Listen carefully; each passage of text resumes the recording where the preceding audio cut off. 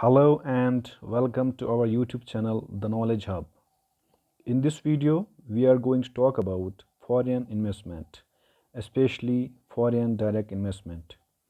All through this video, we are also going to provide you very important statistics. So we hope you will listen carefully to this video up to the end. So foreign investment is defined as an investment either in debt or equity. Debt और equity हम बाद में समझेंगे क्या होते हैं. So it is an investment made by a company or entity based in one country into a company or entity based in another country. Foreign investment is broadly classified as foreign direct investment, that is FDI, and foreign portfolio investment, FPI. चलो हम इसको example से समझते हैं. For example USA में एक company है और एक एंटिटी है एक्स नाम की, और इंडिया में एक कंपनी है वाई नाम की. तो कंपनी एक्स जो यूएसए में है ये कुछ इन्वेस्टमेंट करती है कंपनी वाई में इंडिया में, तो इसको हम कहेंगे कि फॉरेन इन्वेस्टमेंट जो कि कंपनी एक्स ने किया है in company Y that is situated in India. तो फॉरेन इन्वेस्टमेंट इधर थ्रू डेट होगा और थ्रू इक्विटी. डेट क्या होता है, इक्विटी क्या होता है, चलो समझते हैं. सो इसको भी हम एग्जांपल थ्रू समझ लेते हैं. For example there is a company X and this company X want to expand it is business. So for that it has to raise funds.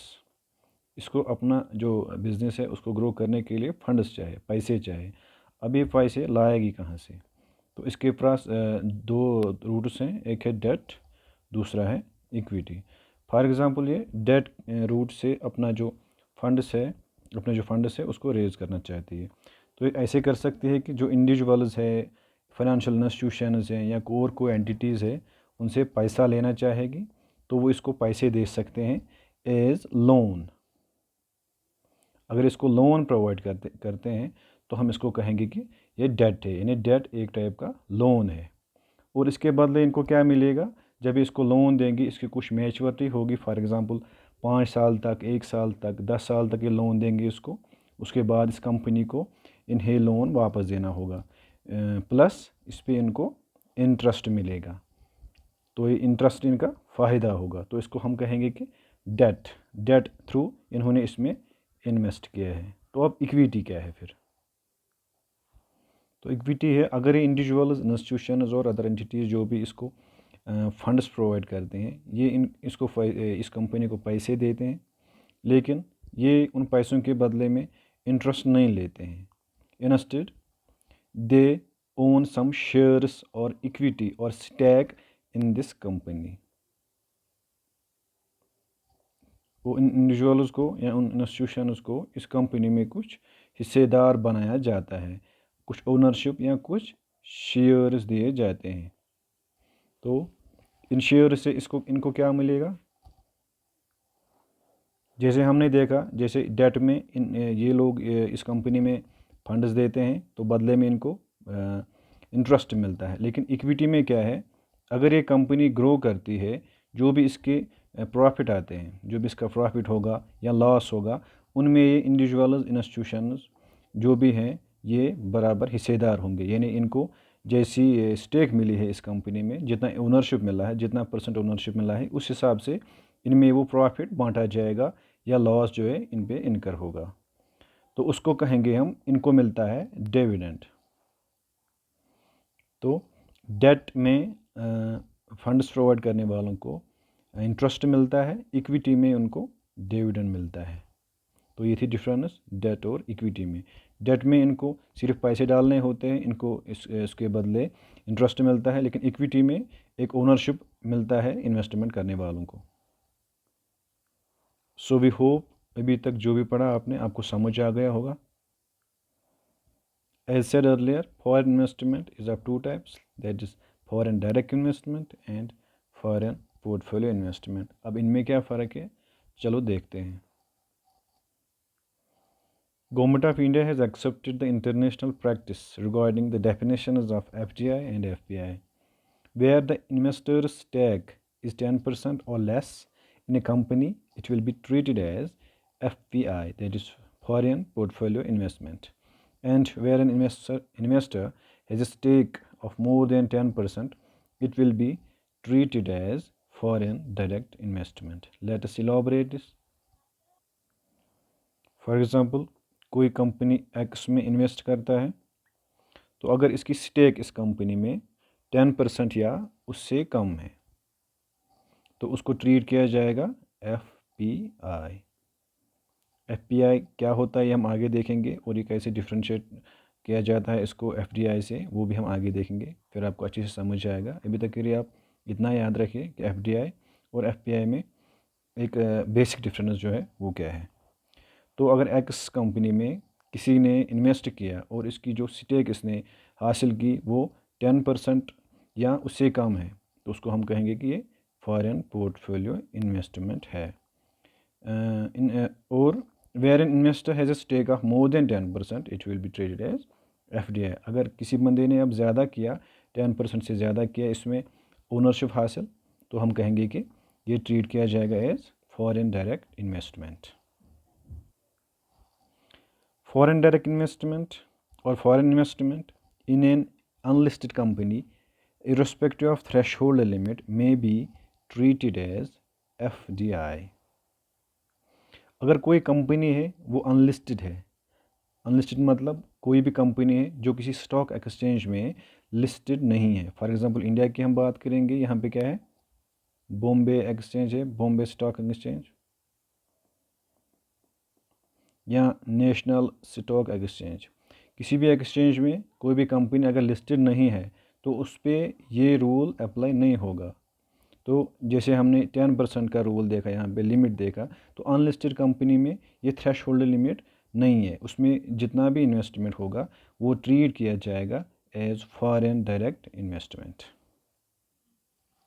तो जैसे हमने देखा नॉर्मली FDI का थ्रेश होल्ड लिमिट है 10%, but इसका दूसरा case भी है. अगर कोई इंडिविजुअल ए किसी कंपनी में इन्वेस्ट करता है अंडर फॉरेन डायरेक्ट इन्वेस्टमेंट जो कि 10% से कम है, बट इसको FDI तब भी कंस्ट्रक्ट किया जाएगा अगर इसने विद इन 1 ईयर इसको 10 या इससे ज़्यादा के लिमिट तक लिया. यानी विद इन 1 ईयर ही has to raise that investment up to the stake of 10% और above that.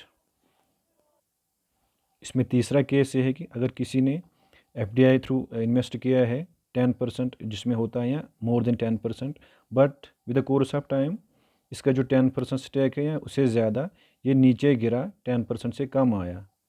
लेकिन पहले जब इसने इन्वेस्ट किया था वो 10% से ज़्यादा किया था through FDI.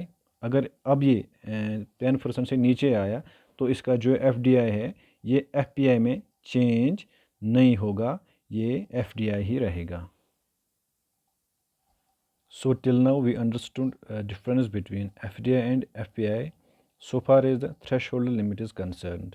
But these two have another very important difference, and that is कि जो FDI होता है इसमें जो इन्वेस्टमेंट होता है वो सिर्फ इक्विटी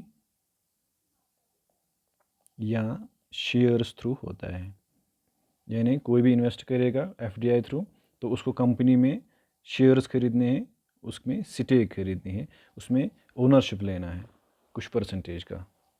तो FPI क्या है, तो फॉरेन पोर्टफोलियो इन्वेस्टमेंट है. इसमें जो है इसमें डेट भी आता है, जैसे हमने पहले डिफरेंस देखी डेट और इक्विटी में, तो इसमें है डेट भी आता है और इक्विटी भी आता है.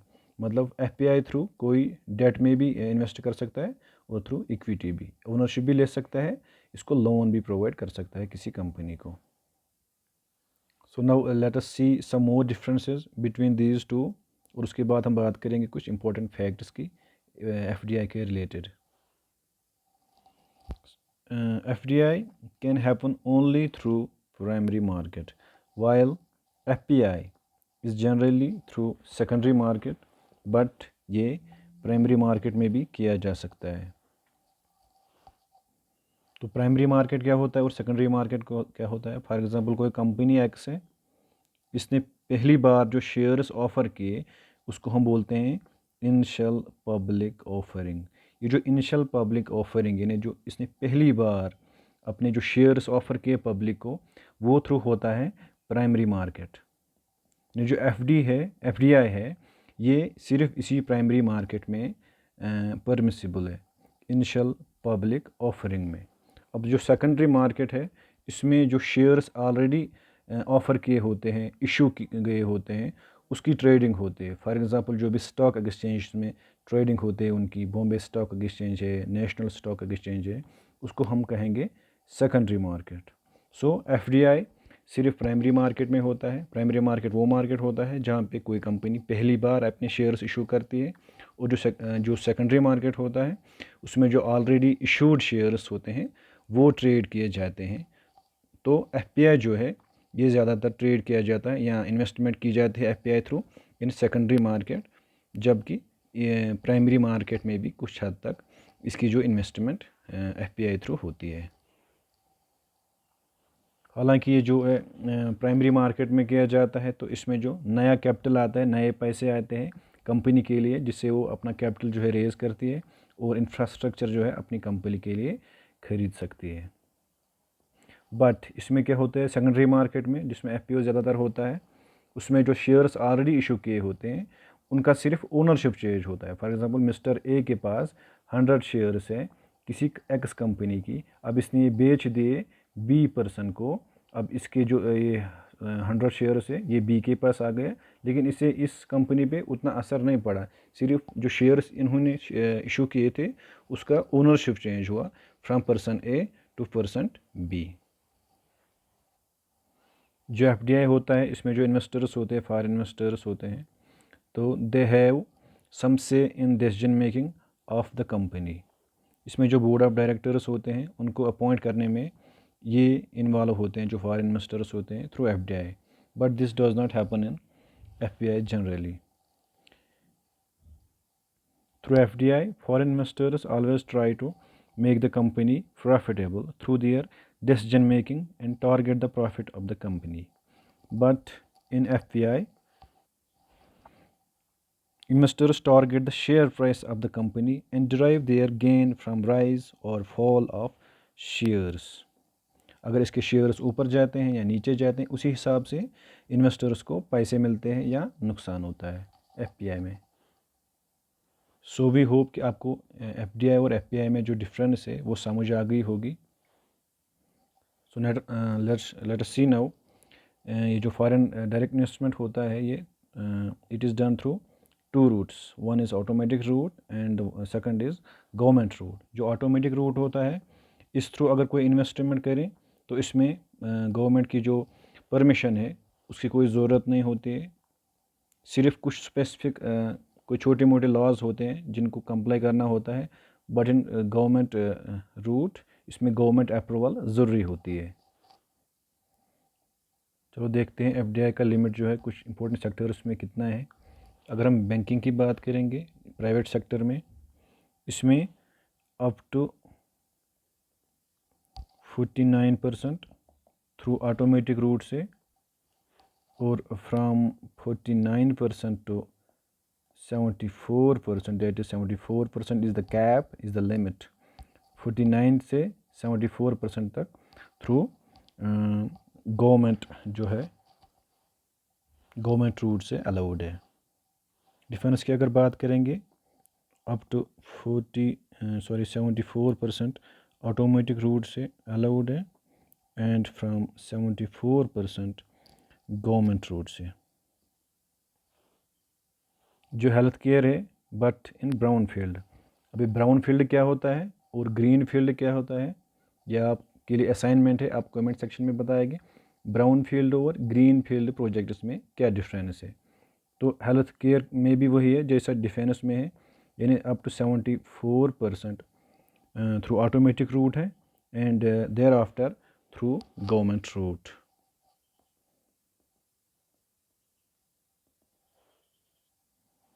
Let us see now India's top 5 sources of FDI in financial year 2023। तो सबसे पहले नंबर पे जो है वो है Mauritius.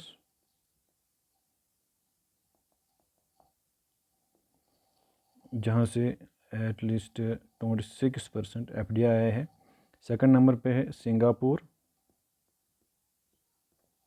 About 23% FDI। Third number पे है USA, अबाउट 9%।